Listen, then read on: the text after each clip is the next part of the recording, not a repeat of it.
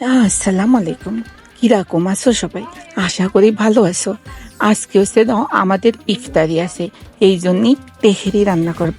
প্রায় 100-রও বেশি মানুষের জন্য, বুঝিস? তো কেমনি কিরে রান্না করলাম তারই একটা ছোট্ট ব্লগ আপনাদের সাথে শেয়ার করতেছি।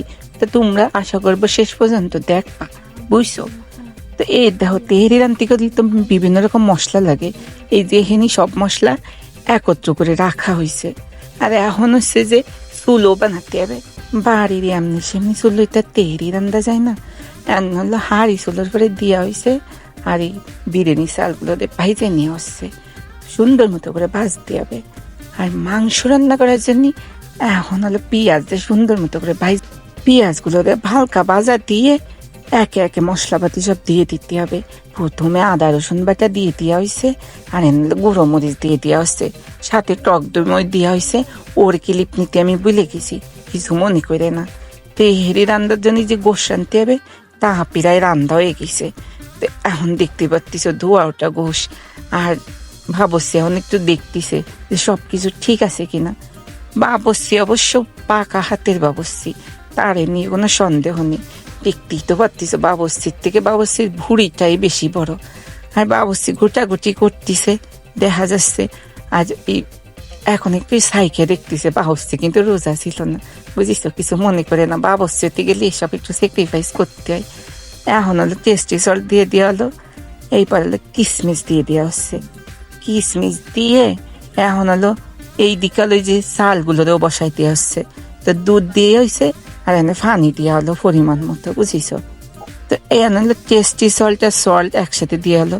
আর এই দিক দিয়ে গোশটারে নামাই রাখা হয়েছে।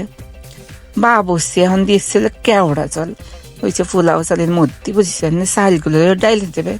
তো দেখো চালগুলো ডাইলে দিচ্ছে, এনে প্রায় 13 কেজির মতো চাল ছিল, ঠিক আছে?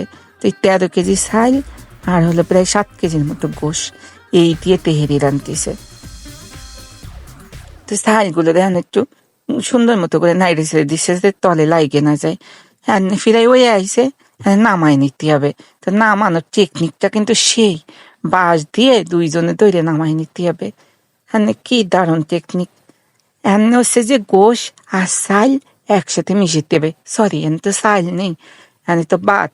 তো ভাত আর চাল একসাথে মিশিয়ে হবে। তো তুই কি যেন করছি, খালি ভুল হয়ে যাচ্ছে। গোশ আর ভাত একসাথে মিশিয়ে হবে, দেখো। তো ভাতের উপরে এনে গোশ লেয়ার বাই লেয়ার দিয়ে দিচ্ছে সুন্দর মতো করে চারপাশে দিয়ে। তারপর হলো গুটাগুটি করলি, দমে দিলি হয়ে যাবে তেহেরি, বুঝিস? তো এমনি রান্ধে তেহেরি। তো এই প্রথম হচ্ছে যে আমি নিজের হাতে তেহেরি রান্না দেখতেছি বা ইয়েতেছি। হলো গুটানাটা দিয়ে তারপরে এক চাল ওই ভাতের সাথে আর ওই গোশের সাথে তরকারি সবাই একসাথে মাহাই জোয়াই ফেলতেছে, বুঝিস? তো এই মাহাই জোয়ানোটা একটু খুব সতর্কতার সাথে করতে হয়, যেন পড়ে না যায়। তো হয়ে গেছে। আর নাহলে উপর দিয়ে একটু দিয়ে রাখতে হবে গরমের জন্য। এই জন্য উপর দিয়ে হলো ছাই খাইরে উপরে দিয়ে দিচ্ছে, যাতে উপর দিয়ে গরম পেয়ে বাড়তেই হয়। আর নাহলে বাড়ির আশেপাশে যারা আছে তাকে না দিয়ে তো খাওয়া যায় না, বা ইফতারিও দেওয়া যায় না। বিচিকেও তো একটু দিতে হয়। তাই এই হলো বিচিকে দিচ্ছে, দুধফলাকেও দিচ্ছে।